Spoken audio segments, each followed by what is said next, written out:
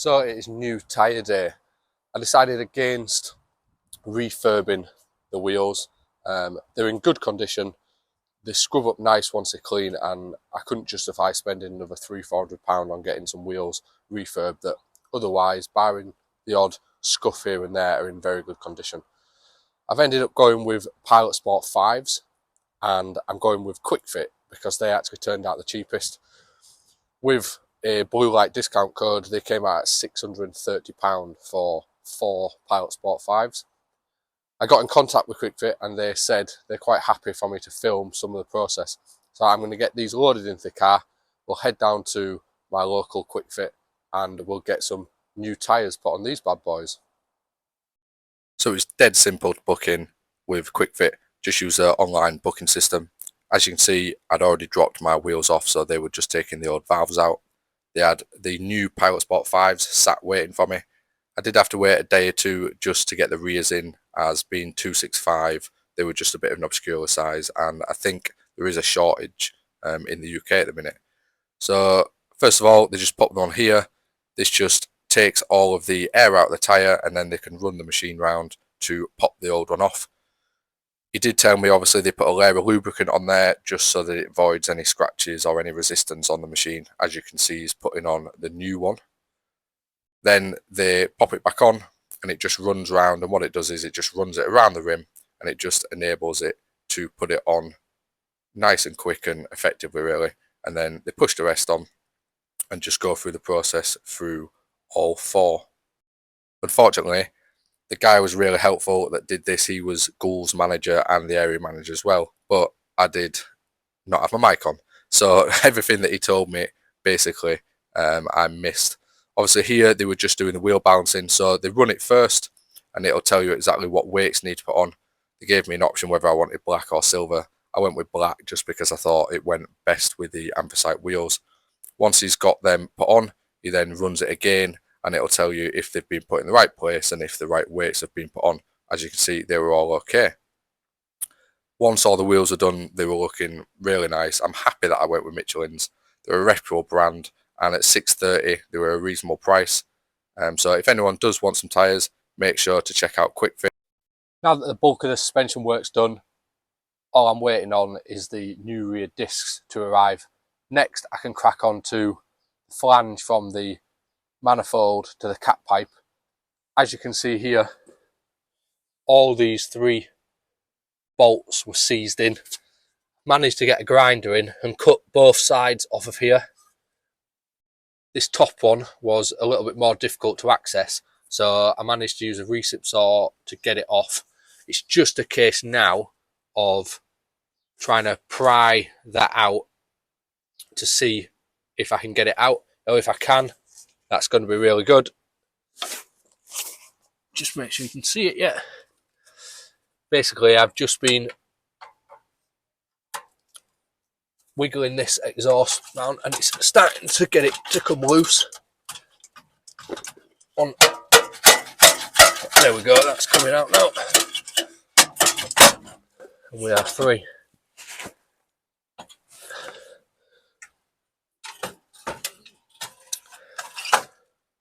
So what I have found is these O2 sensors are actually easier to disconnect from up here because they're generally seized in. So now that that is undone, I can just get in and feed this through.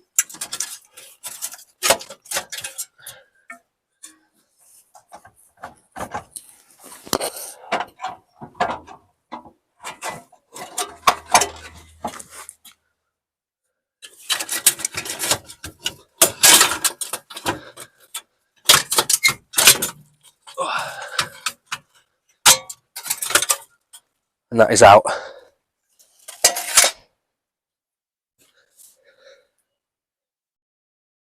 So I can take this through to my version of Bob, aka my dad, and we'll drill these out. Unless I can knock them out, I might be able to. If I can knock them out, then I will do. If not, the other ones have to be drilled and I'll get these replaced. You can see on the other side where I changed them in there. So it'll be the same as that.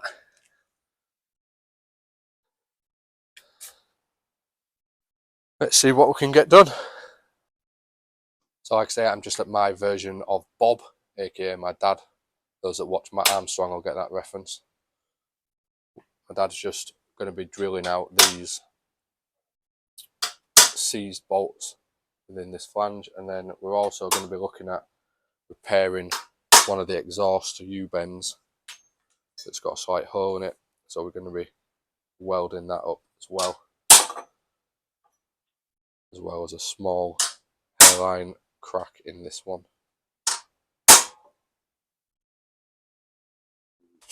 Now that my dad's put a small centre punch hole in, you can just go in with a pilot hole. For those that don't know, this is just a smaller drill bit which will go through the steel a little bit quicker. We did find that this is extremely hardened just because of the amount of heat that's been in it over 23 years. So it was blunt in a lot of the drill bits that we were using. So he's going through and putting the pilot holes in, and then what he'll do is he'll use a bigger diameter drill bit to then drill the rest out. And then if there's any sort of bits that are still stuck in there, we can just use a little knockout tool to knock them out. Just applying some lubrication on there as well, just to make sure that you give the drill bit the best chance of cutting and not blunting it as quickly.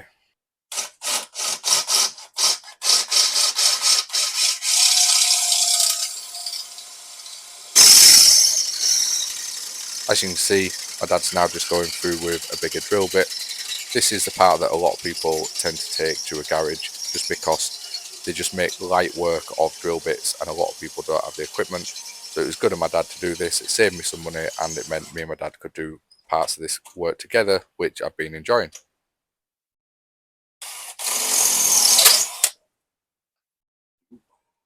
And that is one out. Two more to go. So this is one of the main reasons why a lot of people don't change the manifolds, because the manifold bolts, 6 either side, people are getting like 80% snapping, and then you've got to get strut extractor. You can get a mounting plate for it. It's like 250 quid to buy, or you have to pay the labour for a garage to do it. And there you have it. Next, we are moving on to tigging up hairline fracture in this one. Then there's a bigger hole in the next one. So my dad is a fully qualified welder. He's done aviation welding. He's welded all his life. I actually did an apprenticeship in welding and fabrication. However, I've not done it in a long time, and I was more stick and MIG opposed to TIG welding. My dad was just explaining we're going to be using a silicon bronze rod simply because there's a lot of contaminants in this, and my dad doesn't want to be spending the time or wasting the gas purging all this out.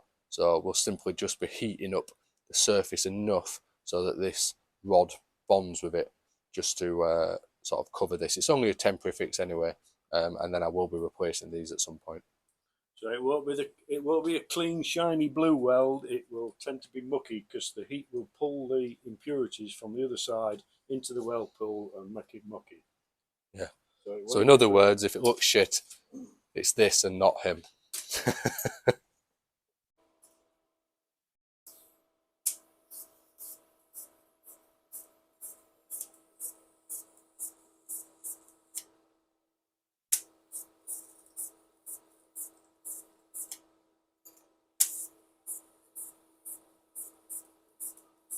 So this one does have a significant amount more damage than the other one, as you can see here.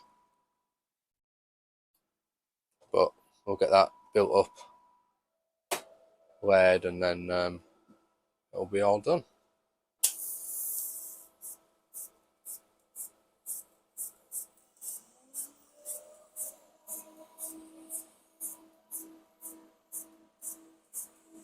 So now that these have been welded up, my dad's just shown me a couple of other ways of removing rust. So we've just sat these in a basin with some water and some citric acid, and just leave them for a couple of hours. obviously some of the areas I ground up anyway just to prepare, but like this channel is all about learning. My dad just showed me a couple of different ways that you can do some things. You can already see some of the rust coming away there. So once these are cleaned up, I can get them back. Now that the bolts are drilled out of the flange on the cat pipe, I can get that all installed. We can get the back box lined up, the new holes drilled for the mount, and then the bumper can go back on. So we'll cut till I'm back at home and we'll get all this installed. So I've been and collected the U-bolts from my dad's. These have been sat in hydrochloric acid, as well as one of them was wrapped in tissue paper soaked in Harpic. Just playing about really to see the difference, but as you can see here, compared to what they were, they've come up really well. It was just playing about different methods of removing rust from products. But what I'm going to do is these lap over pieces that are clamped at either side, I'm just going to give them a quick buzz with the grinder just so that they're cleaner, because these were about 16 quid each. There's nothing wrong with these, they just need a bit of a clean up really. So I'll get these cleaned up and then we can crack on and get this put back on. Now I've been and got some M8 exhaust bolts, high strength. However, I don't have any nuts, so I've ordered some M8 lock nuts off Amazon. They'll be here tomorrow, so I'll be able to fit it all, put it in place. I just won't be able to tighten it up until they come. So I'm just going to get some of these parts cleaned up.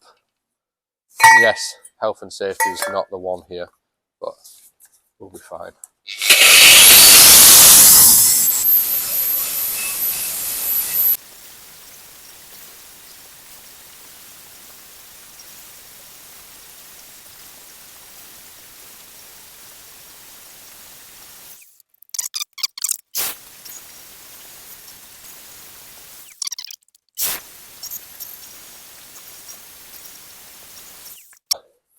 That is them pieces done. I can now start to thread this back through. I'll get these put in just to set it in place, and then it'll be a case of aligning the exhaust up properly so that it sits correctly in the hanger and sits nice and even in the bumper. So I'll just work this through.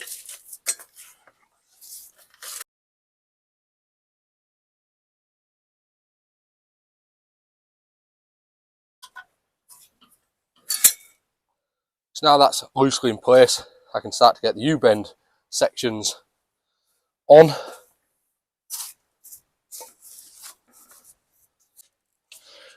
So now we'll move on to the other side, and then we can come to try and align the back box up correctly with the correct mounting point.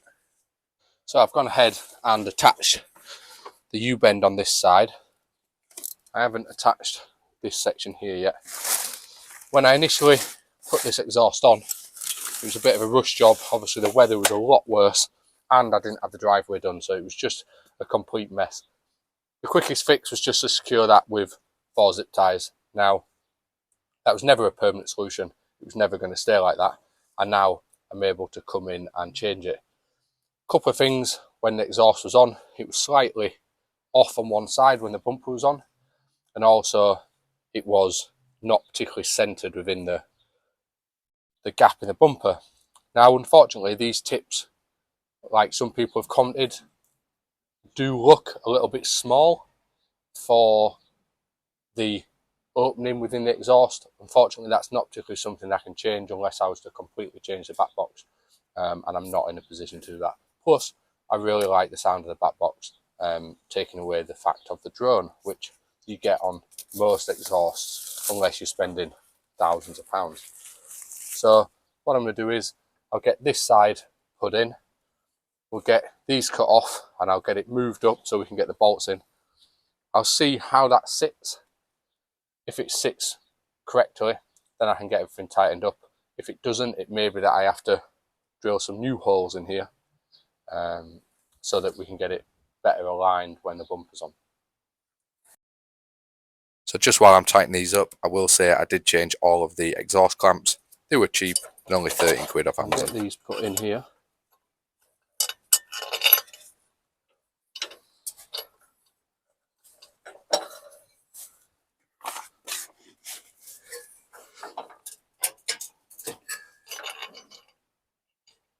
So again, it's going to be a little bit of a trial and error here of seeing, because this does line up.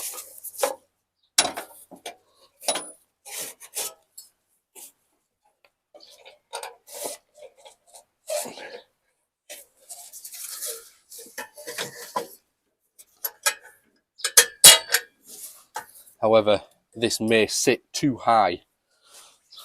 Now, we will have to see. I'll have to get, it looks too high to me. I'll have to get the bumper on and see how that sits.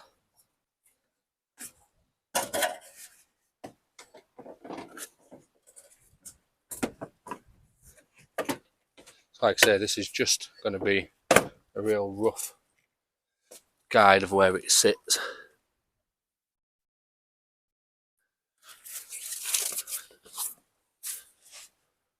And that actually does sit quite nicely there. I'll just show you guys.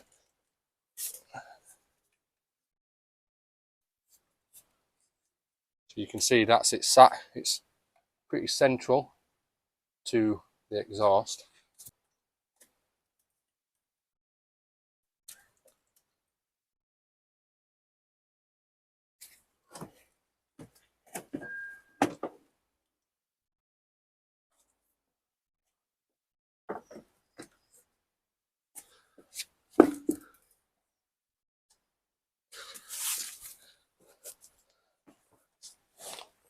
And go around now and tighten all these exhaust brackets up.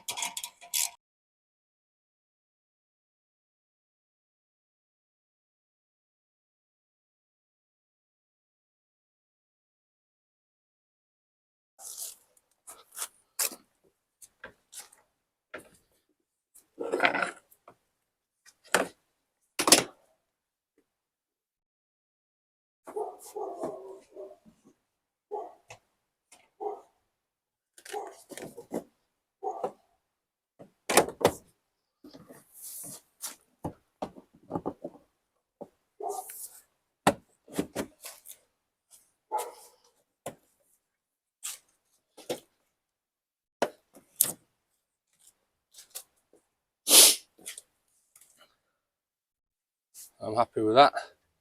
Securely in place now. So just some finishing touches on the underneath. This supporting brace needs to go back on. So I can start to assemble that. And then all we have to do on this backside is fit the brakes when they arrive. In actual fact, I'm going to leave that off because with that off, it gives better access to the under tray that covers the RMS seal. Now, there's quite a lot of oil residue there, and I'm unsure, how old that is. So what I'm doing is I'm going to have a real good clean up of that area, and that will just allow me to monitor it over time, see how much of a leak there is there, or if there is a leak at all. It's quite common on these for them to have an RMS leak. A lot of people just recommend you leave it and monitor, which is what I'll do. However, with anything on this car, I don't know how long things have been like they are. So a good clean-up will help me identify that. So today's job, I'm underneath the car, trying to take this cover plate, which covers the gearbox and the RMS. As you'll be able to see, it's got quite a lot of oil residue there. Now, I don't know how long that's been there for. So the aim is to take this shield off. I'm going to clean it all up so that it looks brand spanking, and then I can monitor it and see how much of a leak there is there, or if there isn't and it's just been a historical issue.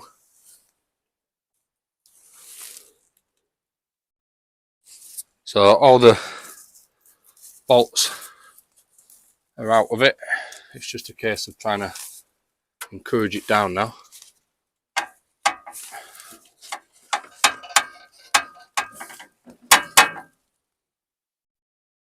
Get a little pry bar.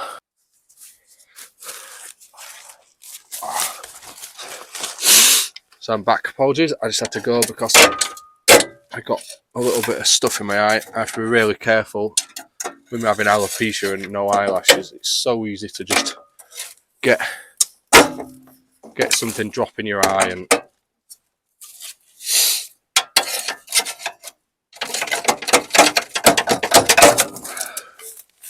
there we go. That is off.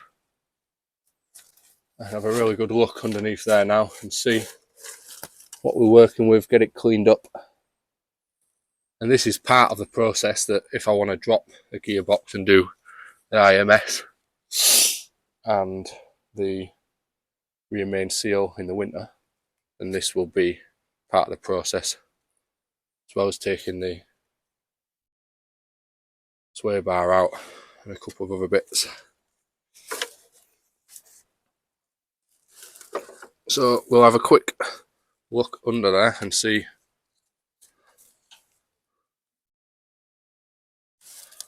what it is we're working with. As you can see under here now, there's all the oil residue, same as around here.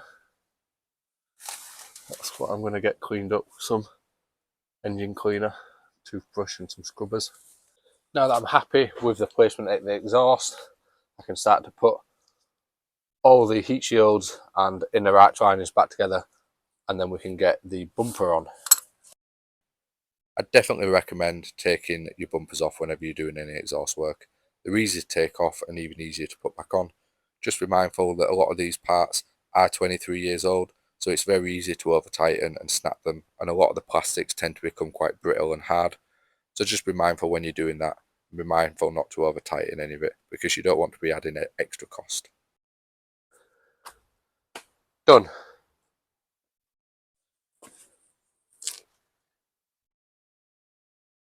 Right.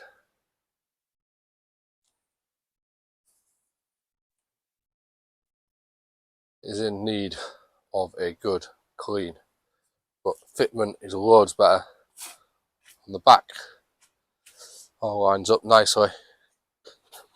This morning's job was nice and easy. The copper plated lock nuts arrived, so I've finished off the exhaust now. It's completely done. This flange is now bolted up. When I took the door card off to do the membrane, I had to disconnect the battery. Sorry, not the battery, the airbag. And then I had to start the car to drive it here. So it's now got a battery warning, an airbag warning light on. So all I'm going to do is I'm going to connect up this OBD reader that just goes to your phone.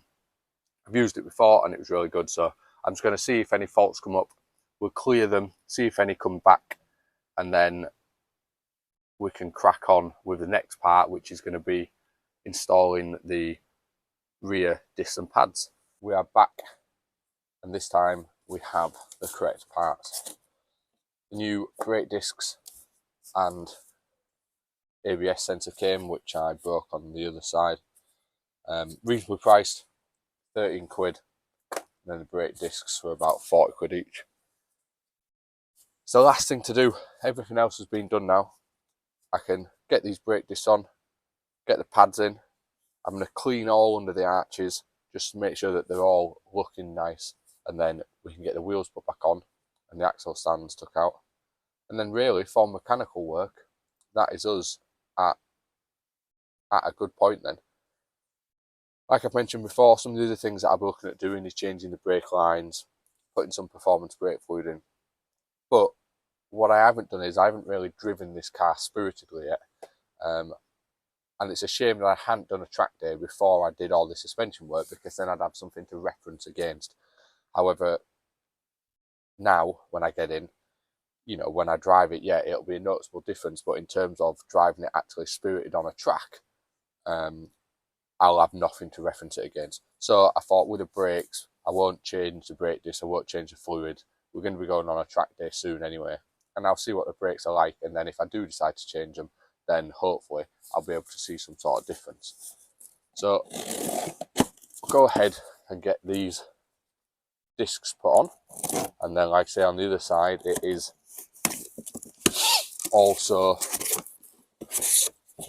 a ABS sensor.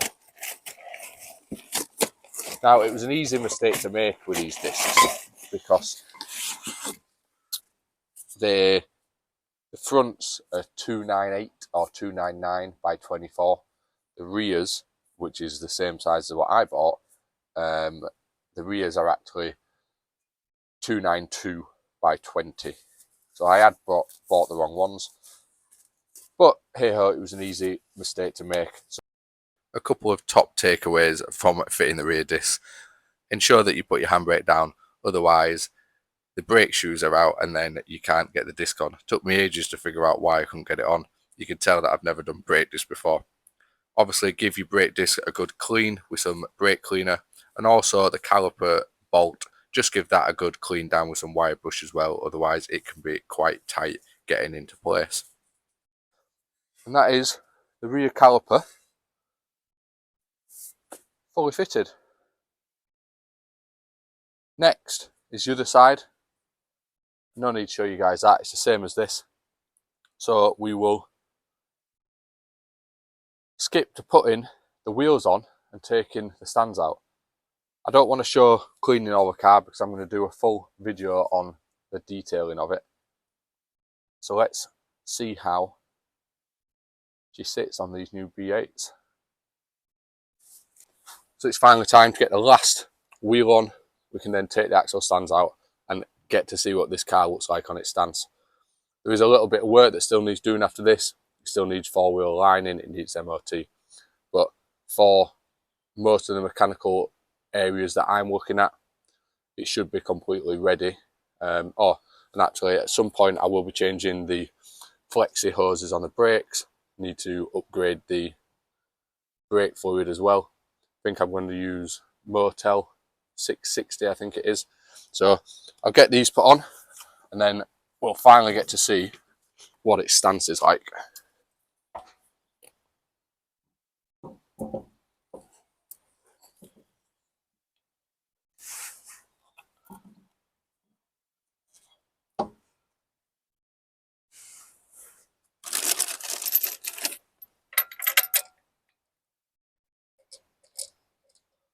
I've seen quite a cool thing actually. It's like a guiding pin that you screw into the wheel and then you can just slot it on, because I always think that I'm going to mash my fingers up when I do something like this.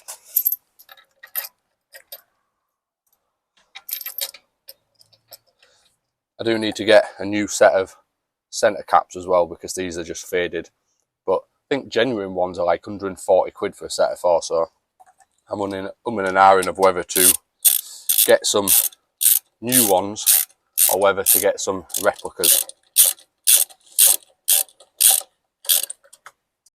So what I'll do is I'll tighten all these up when I drop the car down. They're all sort of hand tight anyway. Let's get the axle stands out. The last axle stand coming out. Now I'm sitting the wheel on there just because I didn't want it to be too low that I couldn't get the jack out from underneath.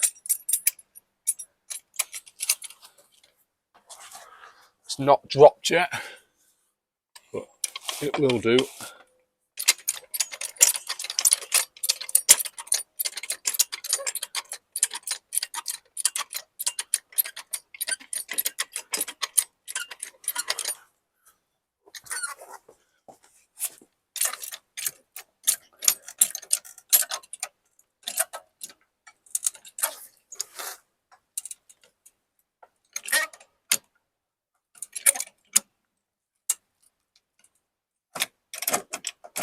There we go. That's the weight off that. I can remove this scaffold board.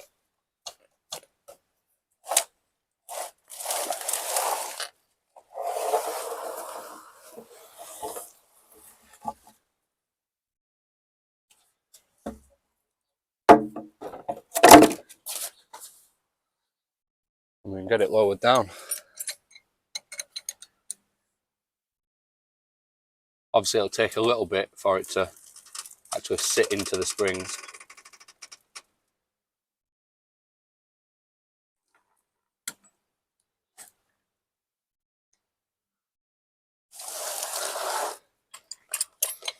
I'll have to see how this looks, but that's looking nice so far. I'll get it driven off, we can get the centre caps put in and see what it looks like. Daddy's got a special job for you. So we've got a special guest coming on, my beautiful little girl. You're going to put the last centre cap on. Yeah? Come on then. We'll put that on there and then push. Oh, wow! What do you think? Does it look good? It does. Should we go for a drive in it? Yeah. Yeah? So the moment of truth, I can finally drive this car off the drive and see what its stance is like. Why?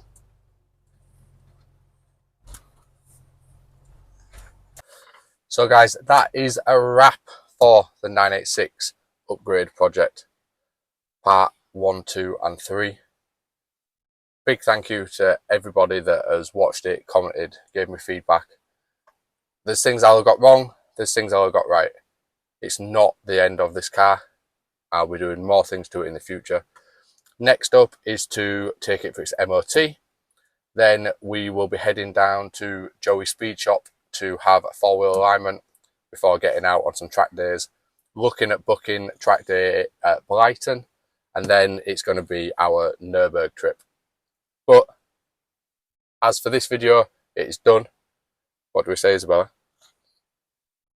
If you like it, give it a thumbs up and hit that subscribe button if you're not, and follow us on Instagram. But from me and Squish, a big thank you for watching. Peace.